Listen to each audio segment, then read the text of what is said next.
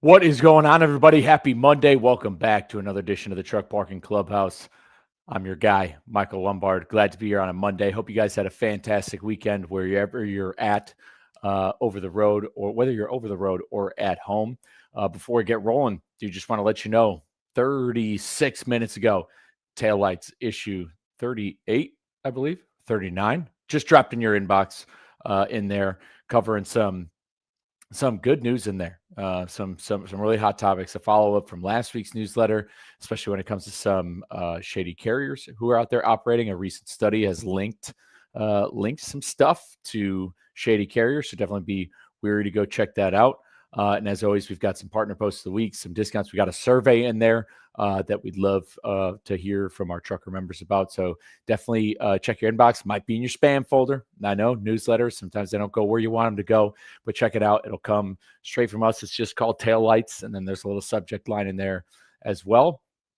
But and as always, a nice little health tip, especially if you're looking out for good quality, restful sleep. I've got a great hack in there on how you can improve your sleep without prescription medication or the use of groggy melatonin. So check it out. Comes out every Monday, 7 p.m. Central Time. But without any further delay, let's get in today's edition of the Clubhouse. We're going to talk some trucking with our guy, our boy, our partner, Mr. Chad Keegan himself. What's going on, brother?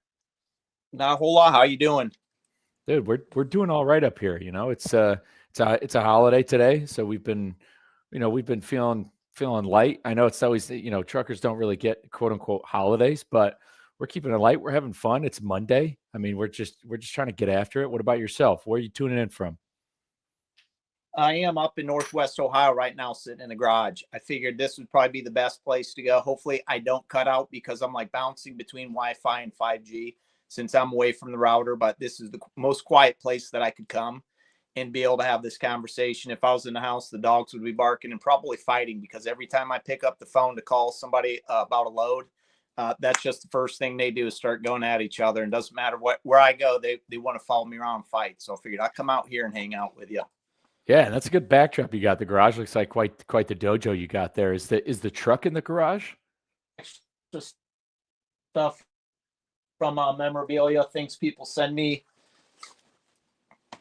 I'm kind of a collector when it comes to like trucking, old trucking memorabilia. I've got about 3 cabinets in a house full of like anywhere from Matchbox to bigger trucks like the one you have on your desk there to belt buckles and just anything that's involved in trucking from past, ashtrays, those little nice ashtrays they used to give out. So, Dude, that's awesome, man. And we'll yes, and sir. we'll talk about your truck in a minute, but you collect all this trucking memorabilia.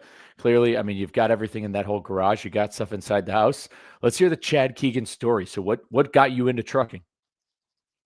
Well, when I was at his 2008, I was working in a factory and my buddy, his dad had just got his CDL and he was trucking over the road. Cause back in 2008, you basically had to go work for a company for 2 years before you could move on.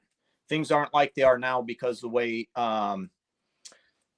drivers quit constantly. You just can't go get one of those jobs where you're going to be home every day. That wasn't an offer. And then I didn't really necessarily want to go over the road because I just had a daughter, but at the same time, I like to travel. And I just thought it would be something different because I worked in a factory and it was nothing but, people complaining about everything every day. And I just wanted to be by myself and go out and, see the country because I didn't figure there was any other way for me to be able to do that. So I just went to school, got my CDL in 20 days. I know that sounds crazy, but the first 10 days you're doing basically in the classroom. And then the next 10 days you're doing nothing but driving. They take you to, the school where you take the test with the equipment that from, where you're at. And then I got it and I went out to TMC and trained for their 2-week thing. Came back home, didn't necessarily want a babysitter. So I didn't take that job. I took a different job that was more local. Worked for them for a while. And then, I kind of bounced back and forth here and there, used some of that flatbed experience to do some flatbed stuff that was more local up here. And then I guess in 2018, I really got tired of every company's BS that I was dealing with because it was like nobody would want to drive certain trucks because they were beat up and older. So I would take those trucks home. I'd fix them up a little bit, do anything to them, just sex them up. And then next thing you know, those people that didn't want that truck wanted that truck, and they took it from me, and they'd give me the next thing down the line. So I got tired of that. So I was like, I'm just going to buy my own truck. And I took out my 401k from a job that I had worked for Ruan, and I bought the blue truck, the blue cab over that you've seen. And probably everybody on here has seen that interview from me the first time I ever met the guys, when Hunter did that with me in the blue truck. So, but that was inside the truck. I don't know if anybody's seen the outside, but then in 2019, I started working that truck after I spent a year of going through it, making sure everything that was done, because it's a 1983 K100. So obviously it had been sitting for 12 years. I think they told me something like that. So I needed to make sure that that thing was road ready, DOT'd by shop professionally before I felt comfortable getting in that and taking it down the road with other people, especially hauling products and stuff. So did that for a while. Then in 2019, after working that truck for 3 months, I bought my second truck. That Hamilton, Ohio, I believe. Got into an accident. That's when I started doing YouTube for trucking, because I wanted people to know what it was going to take for me to get that truck going back on the road, since it was, at the time, 19, 20 years old. So that's where I end up. And then I just kept working the trucks. I leased them on at first to a company, and I ran local, and I kind of got tired of doing the same thing. And then I got my own numbers. So now I'm out and can basically go anywhere I want to, except I won't go to California and some of the places over on the East Coast. I just don't like the congestion, Yeah, it's hard to move around a bit in those parts of the countries. Yeah, your service broke up a little bit back there. So kind of backtracking along your story, you got the one truck, and then you ended up getting a second one. Where did that first truck that you got, where did you find it? I got on the truck paper and I found it. It was down in Fincastle, Virginia.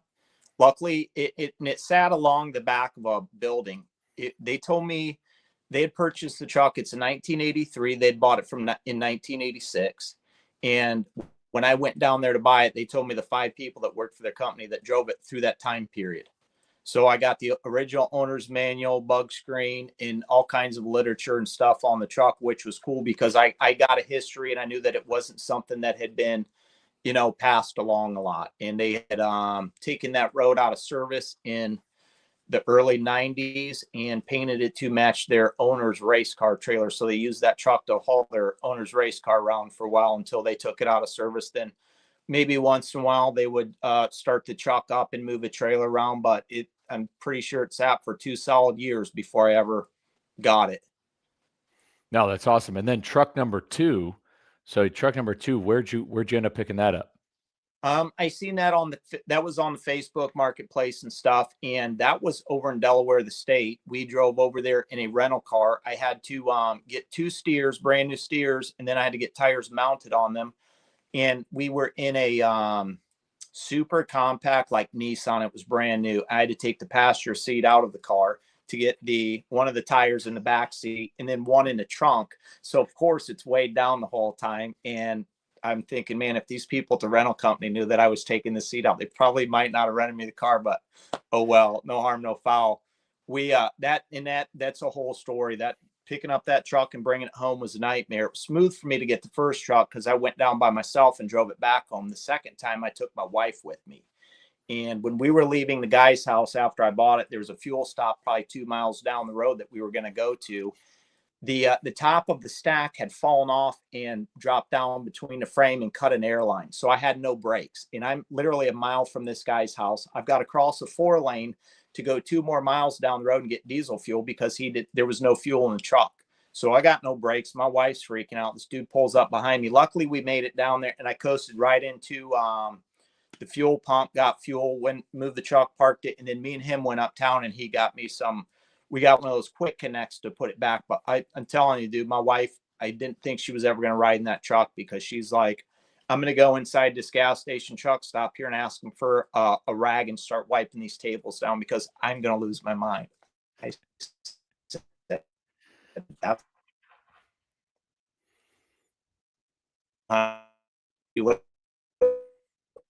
So that.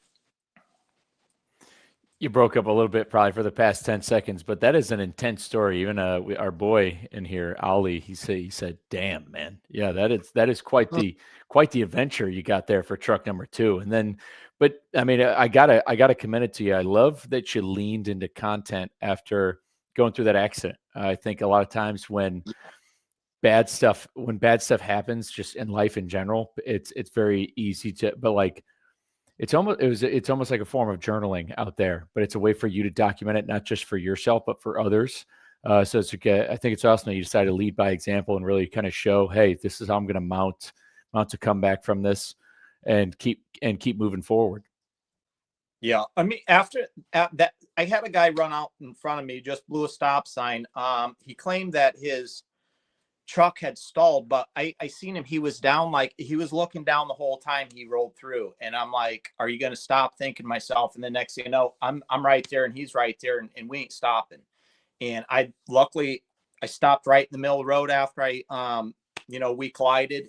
There was a 10-foot ditch on the right side and telephone pole straight ahead of me from where I'd stopped at an angle. And if I would have hit either of those, I probably wouldn't have made it. So it was one of those situations where I took a month just to reflect. I didn't work or anything like that. I told the people I was leased to, I said, look, don't even bother me. I'll call you when I'm ready to get back in the truck, because right now I just need some time to process this and think, because that could have been it all. And that was just, probably 25 minutes from the house. So that's the last thing I would have want my wife to have to deal with if she was ever driving over that way, knowing that's what, where it happened at. But yeah, I thought this is probably a good opportunity to be able to show people what it takes to even run something this old, because there wasn't a lot of content about doing that stuff. Most of it's like, will it starts, you can watch that stuff as much as you want to, but if you really need to know parts and things like that, that's kind of the stuff I want to show, because a lot of people don't realize that you can still get a truck. I'm get it to where you want to and build it to your comfort, and then you can still have to work every day if you don't want to, as long as you can set yourself up for success to where you can take some time off. That's what you need to do. Yeah, two things there. Number one, really want to point out that that kind of moment of self-reflection. I think, I just had a conversation with a gentleman about that. We always talk about, the the ways, in life when it comes to being successful, we always say it's on the other side of hard. Like there's this that's kind of like an old saying, like, success is on the other side of hard. The idea of doing hard things, growth happens during the uncomfortable moments. And so for you right there's a lot of guys who after that accident will rush to kind of get back into the swing of things because of either making money, like, needing to get back out there, needing to make up for lost time. But sitting in with like having to sit with yourself and pause and reflect comes with its own challenges. So commend you, one, for doing that. And then number two, I mean, you're absolutely right. Like, I think that there is a huge opportunity for guys if they're looking to enter the industry when it comes to equipment. Equipment's expensive, but I'm telling you, Yeah, I'm on Facebook Marketplace very regularly, checking out the inventory on there. And if you know a gentleman such as yourself, or you're mechanically inclined, or you're willing to learn, and you can learn a lot off of YouTube now, because gentlemen such as yourself, you could find a 85 something, 1990 something for 25 grand, put another X amount of dollars into it, have something that's paid off in full, so there's no payment, and find a little bit more marginal success than rushing out and kind of buying the newest piece of gear. exactly. And that's what I wanted to do. I don't like everything. I have one vehicle payment, and that's it. Everything else I own. I don't like to have payments. I don't want overhead. And a lot of people are afraid of overhead. I talked to a few of my buddies that are truck drivers. I'm like, hey man, why don't you just get your own truck and do this? He says, I don't want the overhead. And I said, you have to understand, you're making way more than what you would before. So the overhead isn't that bad, as long as you got enough money in your bank account to cover your expenses if something goes wrong. The thing about the overhead is you have to have tax write-offs, or you're basically just going to be shoveling your money to the government at the end of the year. So that's not a bad thing, having overhead. If you need some new tires, when a good time to do it is December, because you're just knocking things off. But I mean, like, this is honestly the first summer that I haven't been out my driveway almost every day working on a truck, or out running my butt off. The last 2 summers under my own numbers, I did that because I thought, I want to be out so I can meet people and do stuff like that. And just from 2018 until now, I've basically been out in that driveway doing nothing but working on the trucks. And this summer I decided, what, I'm just going to take it easy and chill. There's nothing that I need to do to that truck that I feel like I have to do it right now. Like, I painted it last year in my driveway. It's something I'd never done before. And I bought those trucks because I wanted to learn more, and having that owner's manual with that first truck really helped me out to learn more. It's like, I'm more of a hands-on guy. If somebody shows me how to do something, I might not remember what they're doing, or I may mess something up down the line. But if I get my hands in there and get dirty and do it myself, I'm not going to forget that. I'm going to know how to do it. I would rather have my hands on the equipment, whether I mess it up or not, versus somebody else doing it at a shop that I don't know what they're doing. And then I just come back and pick it up and I think everything's okay. And then, 500 miles down the road, there wasn't a bolt that was tightened all the way because they messed something. I don't want to have, I just don't want my life in someone else's hand when it comes to that aspect. But I mean, don't get me wrong. If I need help, I'm calling somebody, because I don't know everything. I don't know shit about the stuff. I just wanted to learn, for my own being as a truck driver, and that's my piece of equipment. So if something goes wrong, I want to be safe. I like to troubleshoot things. So I could say, I mean, just off the rip, I mean, I feel like every motor carrier could use a Chad Keegan around, because practical application is exactly where you're going to learn. As you can watch as many videos, but getting down and doing it is where the real work gets done. That's where the real experience comes from. Yeah, and that's what's nice about me is, if I need to take it to a shop, I have a shop that's with good mechanics I trust that I can take it to. And that's a problem with people in the industry. They're floating around so much, they have something go wrong with their vehicle, they can't take it to a shop where they know those people and they trust those people. And maybe their truck isn't really messed up as bad as what the mechanics tell them it is, because sometimes there's people that they got greedy hands, and they just want your money because it's cutthroat, industry. And anytime someone can rip somebody off, they're going to, because this society, unfortunately, isn't what it was, 25 years ago, or even 20 years ago, 10 years ago, when we were doing this. Everything's went up through the roof. So anytime you can save money, I highly suggest it. And that's how I've done it and been able to be successful. That's how I can take time off and not have to worry about being in the truck every day too, is because I don't have to worry about paying somebody else to do the stuff. Something goes wrong, I'm just going to fix it myself if I can. Dude, well said, man. And speaking of, you mentioned some good stuff about write-offs, business owners buying tires in December. Freaking great little tidbit of a nice fun finance hack, which, because you can write that stuff off, which kind of leads me into my next question, because you're a guy who likes to save a little bit of time, save a little bit of money. So when was the first time you had heard of Truck Parking Club? I was at the Crossville, Tennessee semi-casual show, and I'd walked into the building, and I first person I ever talked to was Evan. And I said, yeah, come over and check on my truck. We'll do a little shoot, because I told him on YouTube, I said, I'll put you guys on my channel, blah, blah, blah. And he's like, oh, I'm not the guy, but I'll send Hunter over. So then Hunter comes over, and this is the video I'm talking about. I had the long hair. I had on American flag cowboy hat and a cutoff shirt and stuff. I was doing it up because my truck is red, white, and blue. And there's American flags sitting in the bunk. So Hunter gets in, and I'm explaining to him that I drive these old trucks and I don't use AC. And I'm just saying, there might be some things I have to change over. Boy, I get criticized on that. Has got a ton of views. I can drive around in a truck with all the windows open and I'm comfortable.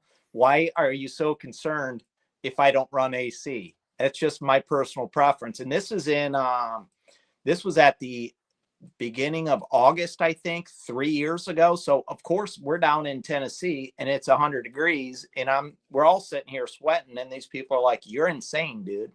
Go put some Freon in that." And I'm like, I do it in both the trucks. Like we live in Northwest Ohio. We live in an old farmhouse. There's no central air. So occasionally, and it's a wooded lot. So the house doesn't get too hot. But when it's super humid and stuff like that, I'll throw some window shakers in certain windows so my wife can have them. But I don't run AC in my bedroom at night. If I need, I'll just flip a fan on. I like to have the window open because I like to hear what's going on. Just in case, I do have truck sitting out in the driveway. And unfortunately, I don't have coming out, which I don't mind that. But if I'm not home, I don't, my wife knows where the pews are at. So. No, it's good to know. Your service had gotten chopped up a little bit, but from what I take from it, yeah, you keep the windows open, a little bit extra safety and security, not running AC in the trucks. That could be considered a hot take that sure a lot of people, but I'll tell you, I mean, 40, 50 years ago, I'd say, even in the 80s and 90s, I bet you a lot less people were driving around with AC. I mean, there was a time when power steering also didn't exist. Yeah. I know there's a few people that get the K100s and they're like, there's no power steering on this thing. Can you send me how your hookup is so I can steal this stuff from another truck or try to order? I'm like, yeah, but I mean, both trucks are AC trucks. They both need Freon. I don't believe the stuff 134 was the last thing that I dabbled with because I did work at a factory where I would test down AC and heat units, and then I would have to suck them all out, add Freon. So machines, if I can't push R12 through there, I tried to add it one. It was just like, lukewarm air. It was barely cooling it down in the summertime. And I just thought, I'm not even going to mess with it. I could care less. Because I mean, if I need to, I'll go get some ice water and chug it. Then I won't sweat at all because I'm not, a slim guy. So I can control all that kind of stuff and the temperature of my body. I've worked in factories when I was younger, and I worked in a mold that was 180 degrees for 8 hours, sometimes 12 hours, 5-6 days a week. So I know how to control and take care of all that. So, and I don't want to, I'm like, if I'm in AC and then I get out and it's 100 degrees, I'm gonna have a splitting headache as soon as I get back in that stuff. Just going back and forth, I'd rather not. If I'm going to sweat, I'd just rather sweat. Good tips on heat acclimatization right there. Heat acclimation is the word I'm looking for, which is it's good. Builds mental toughness, builds resilience. We're all about resilience. That's definitely falls in line. That's there's a reason why we're having these conversations. I love it. I know but recently I know you said you've been hanging out for a little bit, but you were up by Cincinnati and there was you had stayed at one of our locations recently. What brought you to that spot?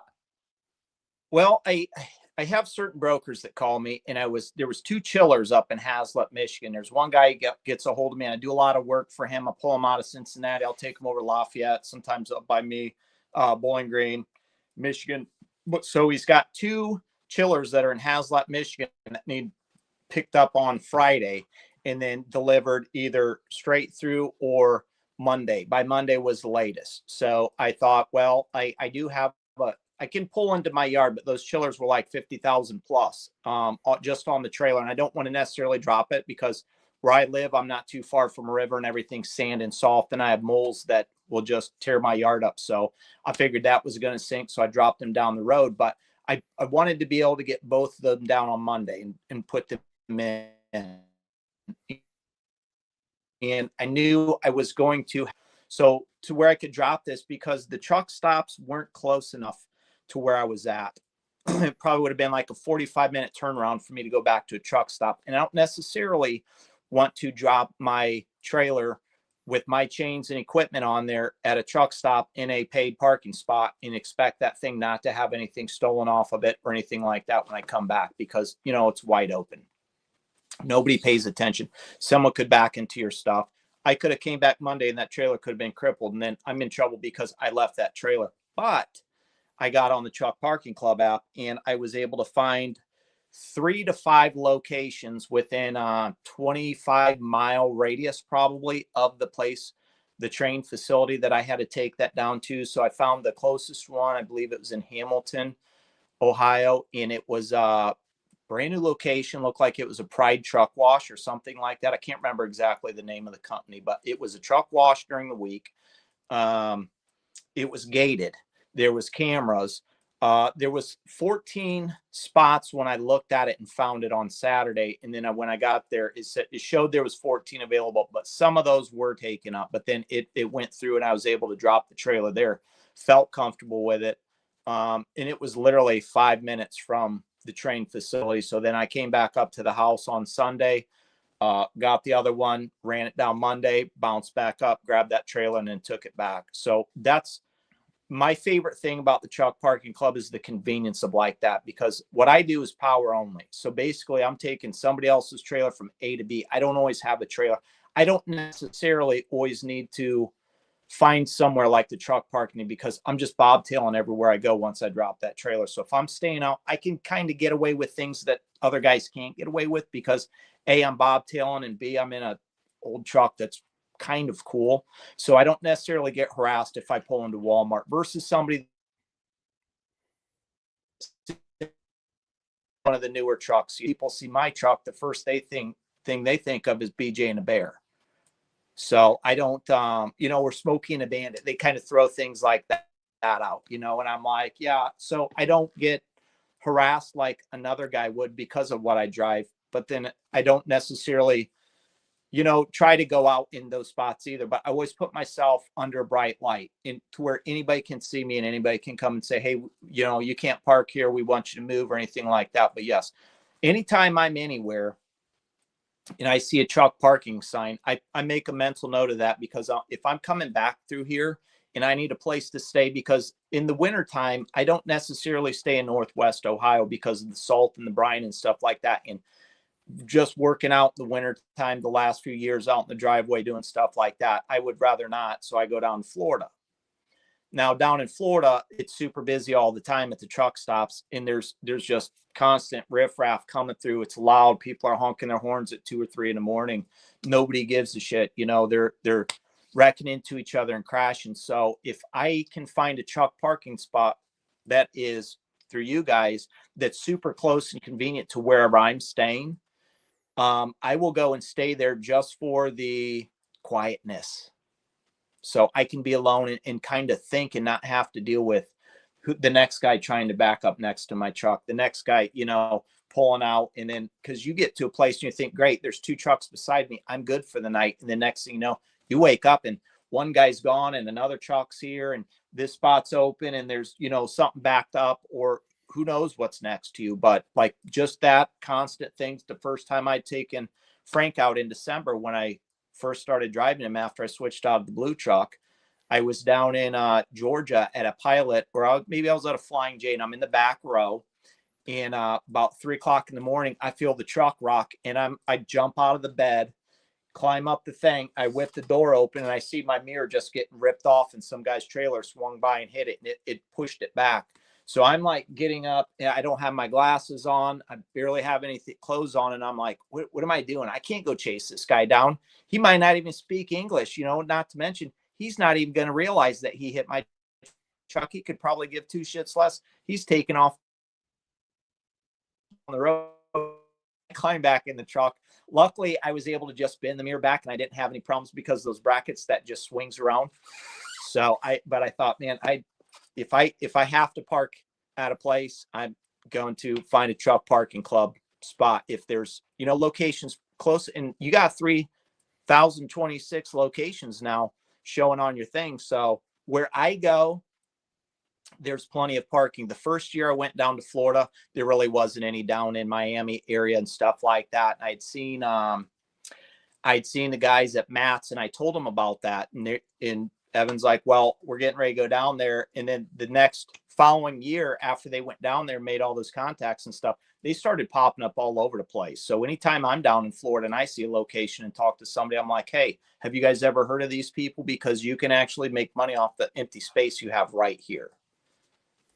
Absolutely. I mean, I'd say a lot of the properties that have been coming on board are from people who, such as yourself, recognizing the issue, realizing it is tough at these truck stops. And number one, like, yeah, you've got an older truck, but again, just as victim, like, you don't want to have to go out and fix it. And same thing. I love that the older truck comes with its privileges. I think that's another thing, another little fun fact drivers need to know is that when you have a cooler truck, more places are going to respect you and might let you get away with some stuff. But yeah, like the referrals, and for anybody who is watching this live stream, again, just like Chad, he has sent us locations who he believes can park trucks. You can go to referrtpc.com and send in those referrals if you have locations or if you have any connections, because that's the thing. We can't be, we're a small team. We can't be everywhere. And for the guys out there who are parking every day and finding places or know some spots or know them, definitely shout it out. And Florida remains, I'd say, one of the most challenging places to park. I mean, yeah, the truck stops are pretty wretched down there. They're tough. They're busy. There's a lot. I mean, you can just go on TikTok and probably type in Florida truck stop and see some sort of disaster going on. So Florida is always a state where we're looking for more of. It's tough. It's a peninsula. There's a lot of stuff that goes down and a lot of stuff that comes out. People sit, but no, man, that's awesome. I'm glad it's always been there. It's there for you, especially to look out for your truck, especially if you are pulling something flatbed with chains. Like, security's huge. I mean, for the weeks now, I've gone on TikTok and it's flatbedders who are getting stuff stolen, chains, getting, really people are looking to take anything you want. And that's just, secondary to the rest of the cargo theft issues going on out there. But yeah. It's pretty sad that you can't, have equipment and trust it somewhere without thinking, is I'm gonna wake up and my tarps and stuff's going to be cleaned out, because, honestly, you're not going to make very much money off that stuff online unless you're taking it for yourself. And if you're taking it for yourself, why don't you just go out and buy it? Because you're going to use that over and over. Why would you want to use somebody else's equipment?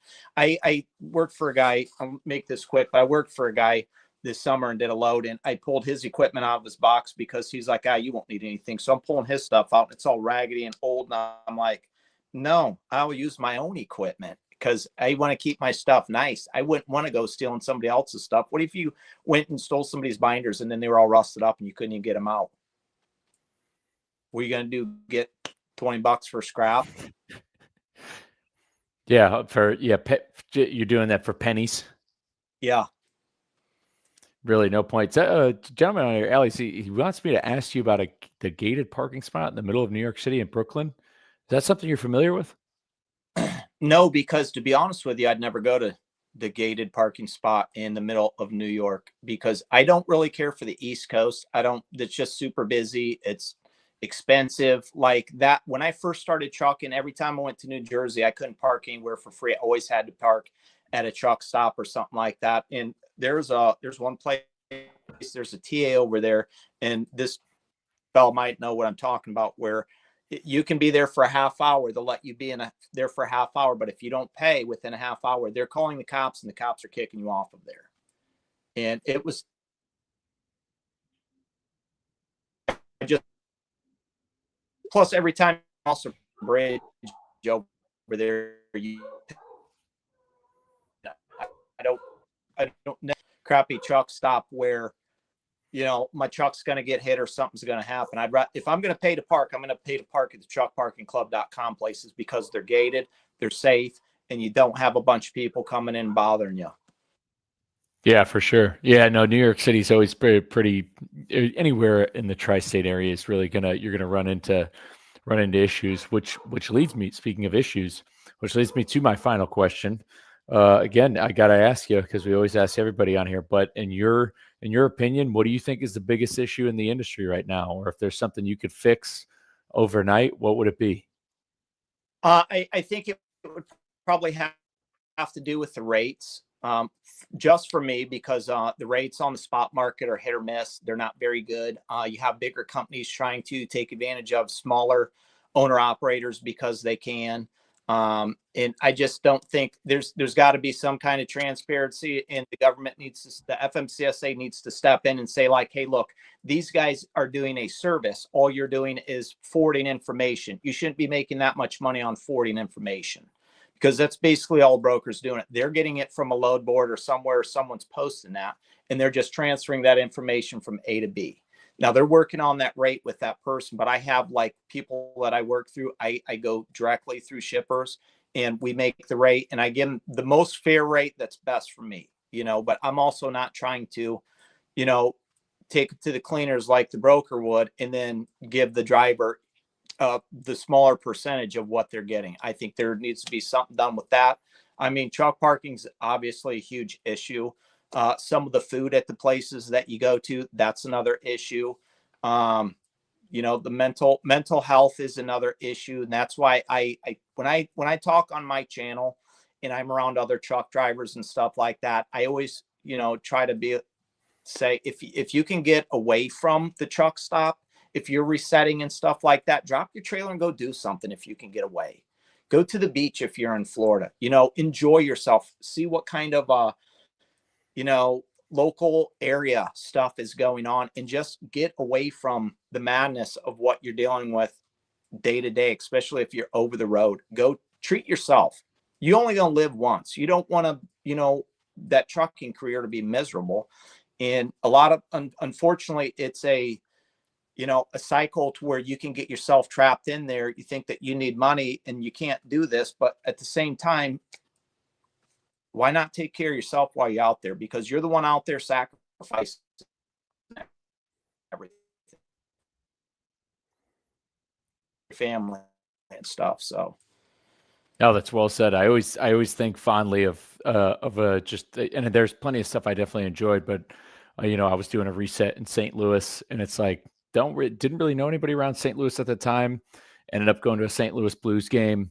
Went to the Anheuser-Busch Brewery, saw it, because it's just like, what, and my truck, mind you, was at the Loves in St. Louis, and it's not a place you really want to spend 34 hours, so to speak. yeah. So it's like you gotta get out and stretch your legs. You gotta get out and move. Go see, again, you going right back to the beginning of the Clubhouse. You're like, this was an opportunity to see the country, and it's like, it's one thing to see. It's like, but again, if you're going to see the country, then go ahead. If you got the shot, go ahead and go out and see it. Don't just see it from the windshield. Kind of get out, go stretch your legs. Yeah, you have to. If not, you're just going to go stir crazy, and you're going to hate your job, and you're going to hate your life. You can only sit on your phone for so long. Trust. I edit content. I'm the guy that gets on the load board. So I don't know if you've ever heard the Motorhead song, "It's Time to Play the Game," but that every time I reset that load board, that's how I feel. It's time to play the game, because am I going to find a load, or am I going to get stuck sitting down here? Like up at the house, I don't mind getting stuck sitting here. This is the best truck stop I've ever been to, because my wife cooks all the food. My bed's there. It's comfortable. My meals are always warm. There's always beer in the fridge, so I don't ever have to worry about that stuff. But when I'm out, there's a ton of things that I have to worry about and take care of myself without having anybody there, because I'm all alone. I'm a loner though, so it doesn't matter to me. Like when I truck down the road, I don't have a Billy Rigger Bluetooth headset that I talk to my buddies and stuff like that. I just turn on the music and go, because that's free right there. Absolutely. Well said. Yeah, those are some of the best times, is just hanging out with yourself. Being comfortable being by yourself is definitely, I mean, it's almost a requirement at that point. I mean, there's a time for talking, but I mean, there's nothing better than just locking in, throwing on whatever, and just cruising down wherever, no man's land, USA. That's right. But dude, no, number one, don't want to take up your whole night. I want to thank you for coming on. Will not be the last time to have you on, because I know you've got stories for days, and so we'd love to. I do. Whenever there's something coming on, we're gonna have to bring you on here. So I'm gonna walk this one out to everybody out there who is watching. Number one, thanks for jumping on the Clubhouse. If you couldn't tell by listening to Mr. Chad Keegan. This is a gentleman who he makes content himself. So if you're on YouTube, Facebook, wherever, go look up Chad Keegan. His content is phenomenal, especially if you're interested in fixing trucks. This is a gentleman who wants to leave the industry better than he found it. And our mission at Truck Parking Club is to help truckers save time, fuel, and money by reserving truck parking all across the United States, because we also want to leave the industry better than we found it. If you need truck parking tonight, again, right at the bottom of the screen, you can see you can use Keegan20 for $20 off your next booking. And with that, guys, we'll be back at next Monday, 7:30 p.m. for the Clubhouse. Until then, take care, stay safe, frickin' hammer down.